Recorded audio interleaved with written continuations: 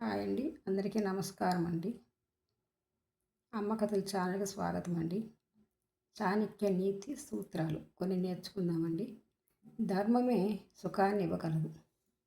ధనంతోనే ధర్మం సిద్ధిస్తుంది. రాజ్యానికి ధనంతోనే వైభవం చేకూరుతుంది. వినయంతో ఇంద్రియాలను జయించవచ్చు. వృద్ధులకు సేవ చేస్తే వినయ స్వభావం మేల్కొంటుంది. వృద్ధులకు సేవ చేయడం వలన సత్యజ్ఞానం ప్రాప్తిస్తాయి. ప్రకృతి కోపగిస్తే అది అన్ని క్రోధాల కంటే అతి భయంకరమైనది. కష్టసుఖాల్లో సరిసమానంగా తోడు ఉండేవాడే నిజమైన స్నేహితుడు. దుర్వ్యసనాలకి అలవాటైన వానికి కార్యసిద్ధి జరగదు. బద్ధకస్తుడు దేనిని సాధించుకోలేడు. కరెక్టే కదా.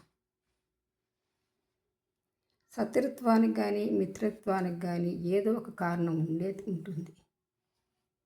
బలవంతుడు బలహీనుడిని ఆక్రమించాలి. దుర్బలుడిని ఆశ్రయిస్తే కష్టాలు పాలవుతారు. రాజుకి విరుద్ధంగా పోవద్దు. థ్యాంక్ యూ అండి.